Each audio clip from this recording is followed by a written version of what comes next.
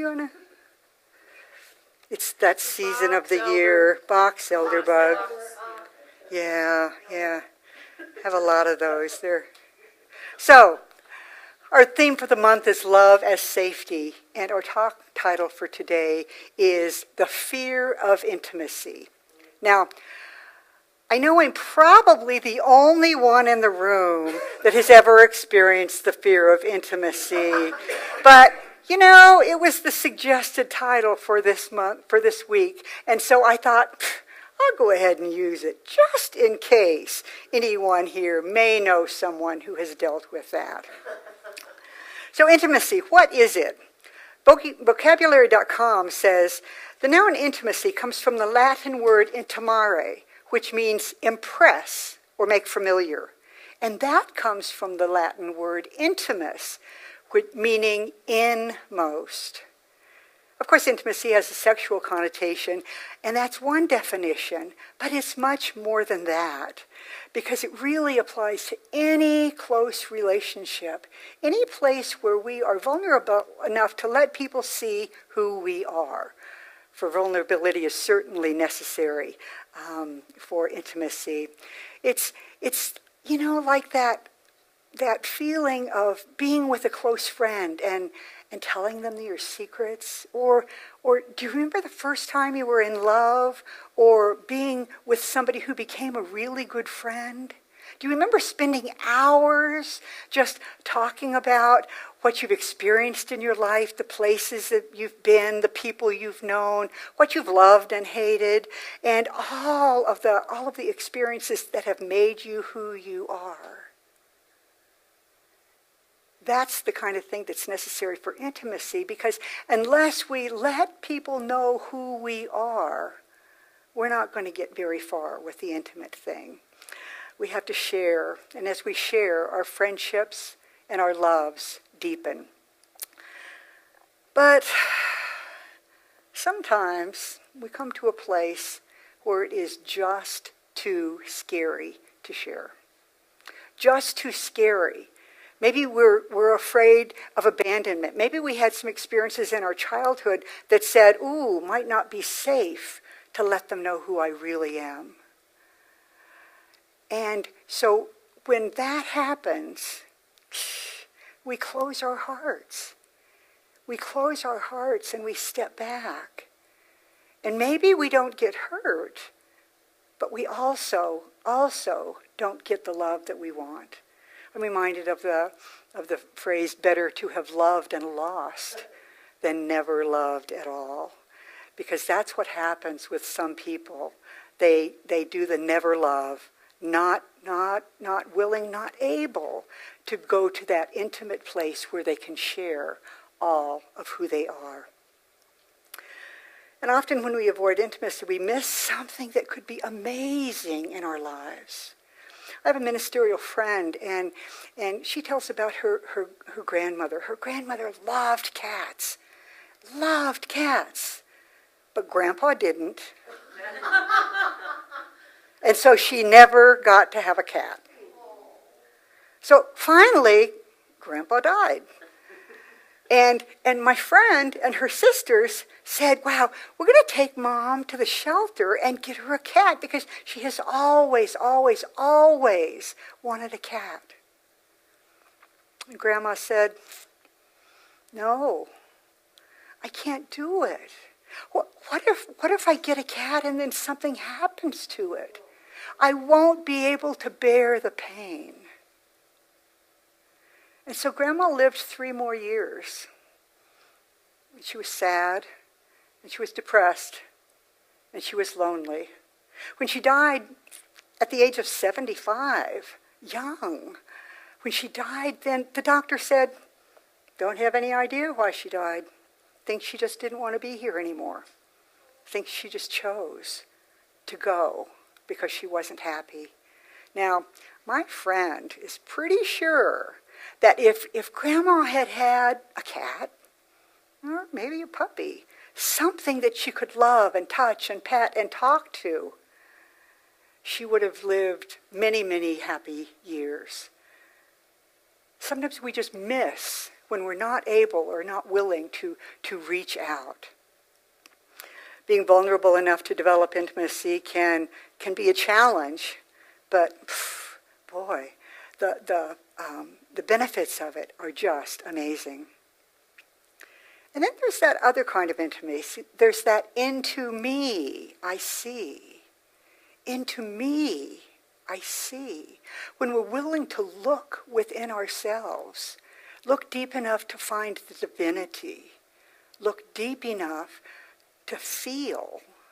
Now, I don't know about you, but sometimes it can be scary for me to look inside and to see what's really there and to be honest about it.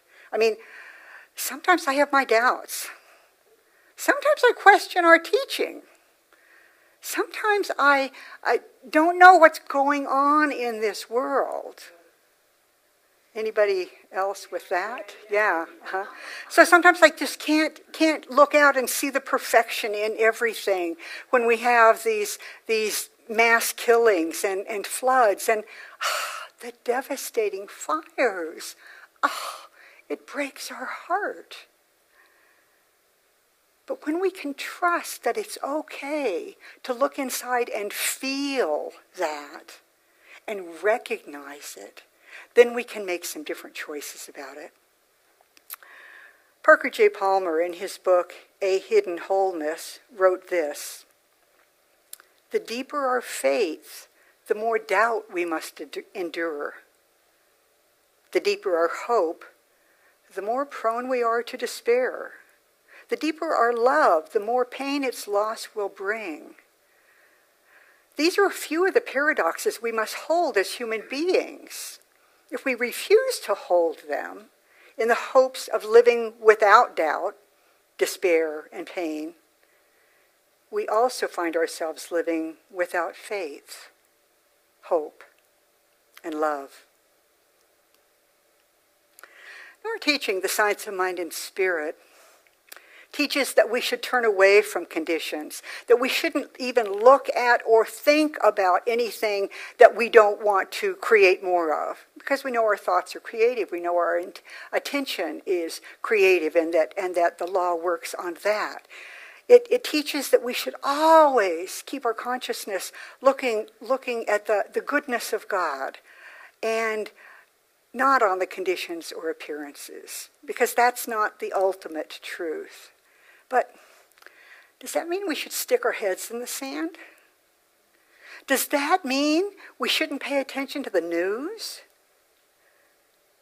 Does that mean we should live in some kind of Pollyanna land where we don't let ourselves feel the pain and the discomfort and the challenge of the people in California? I mean, we know that has been a serious problem out there, and that's not the only place in the world. But I don't think it means that. I don't think it means that we should just not pay attention. I think it means that we have a chance to open our heart, because we also teach that there's a oneness, that there's a deeper truth. There's more going on than what we see on the surface. There's more to this mystery called life that we can't really see and understand where we're in the midst of it. So I think it's important to realize and remember that there are facts and there's truth. Now, it's a fact that dozens of people have perished and thousands have lost homes in the disastrous fires in California. It's a fact that that's happening. We can't just say, oh, that's not happening. But then there's some truth. There's the truth that the love of God, Spirit, whatever you want to call it, is surrounding everyone all the time, that is the very source of our life. Truth. It's true that energy is real. It's true that we can send out our prayers and our love, and they make a difference. It's true that we don't live forever.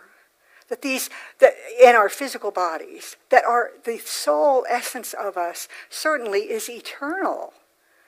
But we walk around in these magic suits for, 50, 70, 100 years, but they're not forever. When this is gone, our life is still vital. We just moved to someplace else that who knows where that is. Who knows where that is. And it seems to be true that there's some kind of system in place where we learn from difficult situations. Anybody notice that? Yes. Now, I'm not sure I like that. But it seems to be true. Stuff happens. And stuff doesn't just happen to people who don't meditate, or people who don't pray right, or people who don't do good deeds. Stuff happens to all of us. Not only in our small individual circle, but in the larger world. And we are not here to close our hearts. We're not here to shut them down. We're here to be responsible, able to respond, able to feel what we feel, and then know that we get to remember a higher truth, that we get to remember that in the midst of all of it, there is love. In the midst of all of it, the people who are helping each other, it's just amazing. The people who are sending money, sending prayers, and will continue to do so to support each other. Because we also teach oneness, that there is a oneness that we are all part of. And if we're going to feel that oneness, if we're going to experience that oneness, then there is really just about no way that we can avoid thinking about what others are feeling and hurting when they hurt sometimes.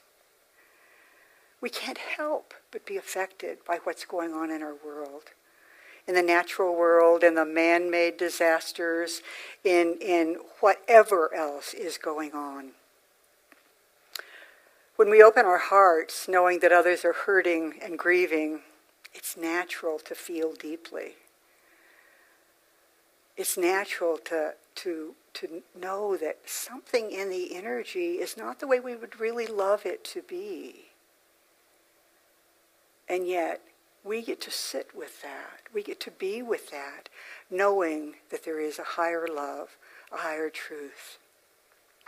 So, what can we do with all of this? What will support us as we open our hearts?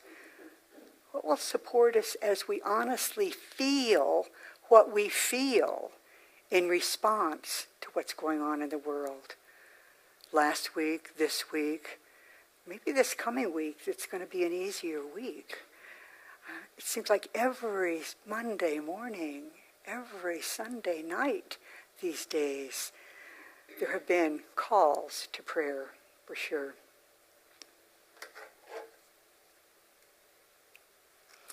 So here's what Dr. Roger Teal, the spiritual leader of Mile High Church, had to say. Grieve and tend to our hearts. When they break, we can close them down, or else we can let our heartbreaks open us, calling us to greater vigilance for the vision we hold possible, where compassion becomes the norm, and unconditional love becomes our standard practice. Then a tsunami of kindness is what people will begin to copycat, rather than the horrific things we see on the news every morning. That unconditional love, when we can know that something greater is in store for us as humanity, as a people, and as individuals, it certainly makes a difference. And the leader of our spiritual organization, Centers for Spiritual Living, is Dr. Ken Gordon. And he is an amazing, amazing minister. Here's what he wrote. Now is not the time to succumb to crisis fatigue. We cannot allow ourselves to go numb, turn away, react, or despair. We are in this for the long haul of humanity's awakening. While it may feel as though we are bombarded and that we reel from one crisis to the next, in fact, we are being called to expand our faith and trust in what we hold to be true, that love is the impulsion of the universe. Love is the impulsion of the universe. And Dr. Ken reminds us of what our founder, Dr. Ernest Holmes, wrote. Love is within us. It cannot be destroyed. It can be ignored. To the extent that we abandon love, we will feel it has abandoned us. Denying love is our only problem, and embracing it is the only answer. Through the power of love, we can let go of past history and begin again. Love heals, forgives, and makes whole. So this morning I'd like to share with you a practice called Tonglen, an ancient Buddhist practice to awaken compassion. Tonglen is also known as taking and sending. And it reverses our usual way of looking at things, whereas usually we want to back off and not feel anything painful for ourselves or other people. Tonglen is a practice in which we take it in and then breathe out, give out relief. With each in-breath, we can take in others' pain. With each out-breath, we send them relief. And we don't have to know specifically what that relief is going to look like. We don't have to know exactly what they need.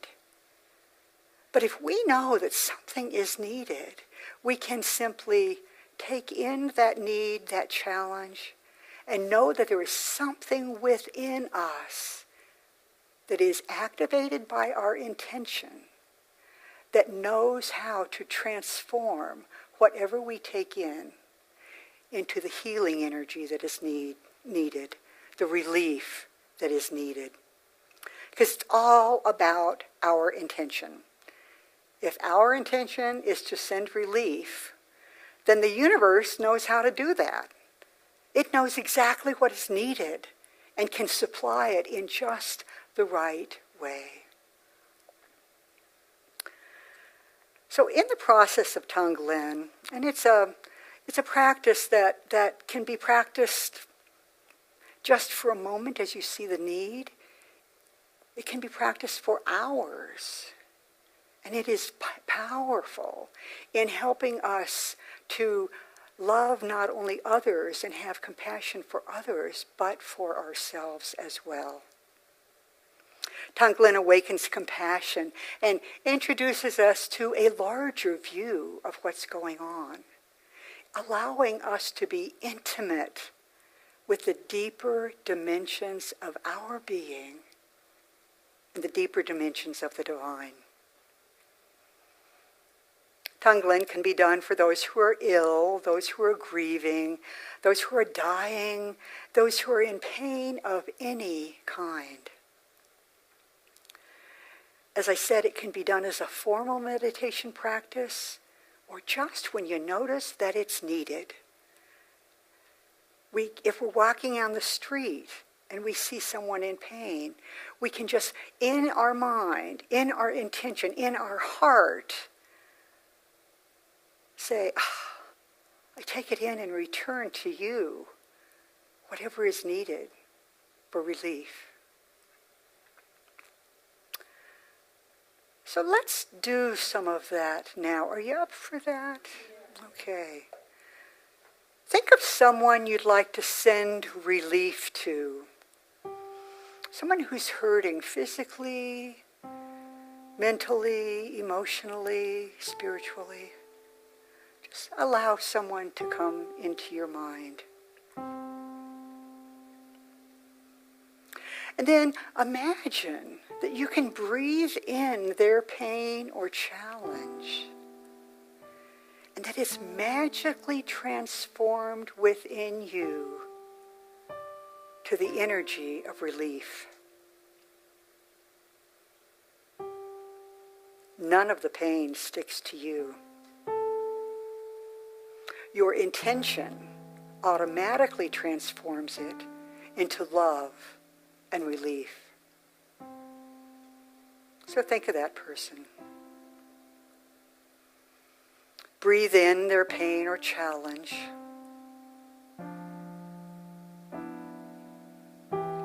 Breathe out compassion and relief.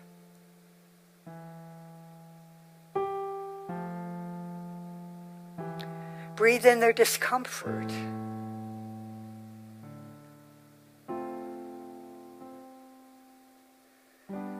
Breathe out all that is needed for their healing.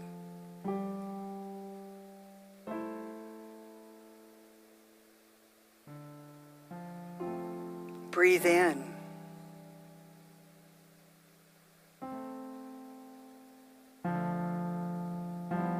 Breathe out comfort and ease.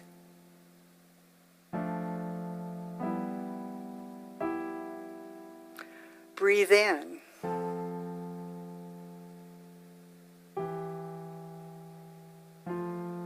Breathe out love, healing, and relief.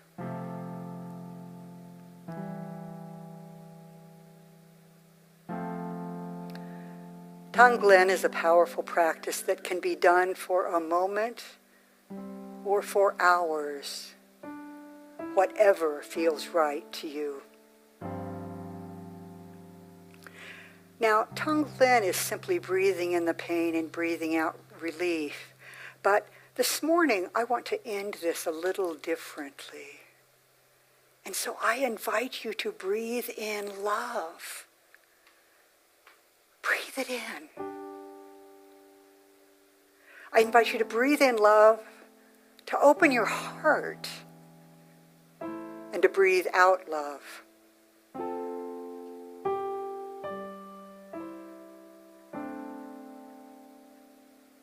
Breathe in love. Allow it to fill you. And breathe out love.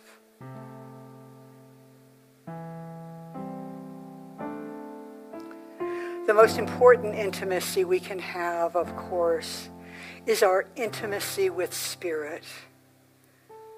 For when we deeply feel that, when we deeply accept that we can never be separated from the love of the universe, that frees us to engage in more intimacy with others, more intimacy with ourselves, and to move into the world with greater compassion, greater love, and greater joy.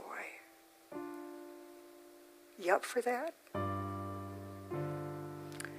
So as practitioners, stand with me in high consciousness. Let's move this into prayer.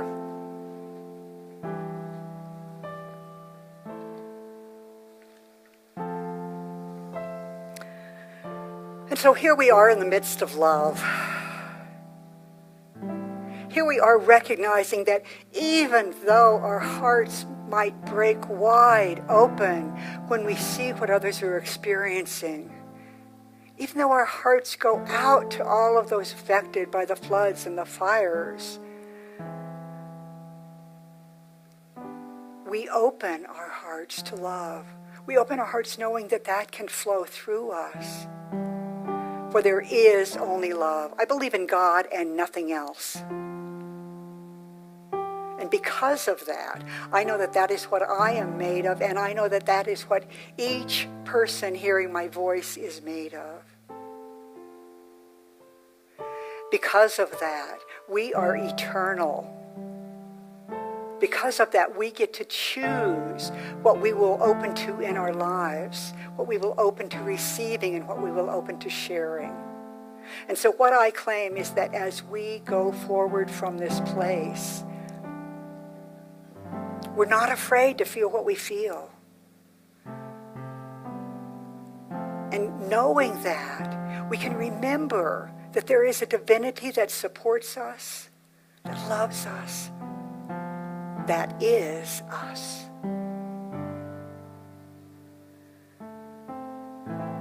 And so I claim that each heart is opened exactly the right amount,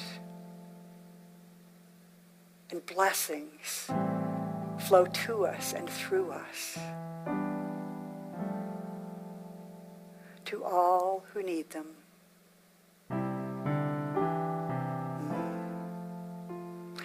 And so I am grateful that I can speak these words into that part of God that we call the law, and that it takes them and turns them into reality, turns them into action, turns them into manifestation. And so knowing that, I can simply let it go. I can simply let it be. And I do. And so it is.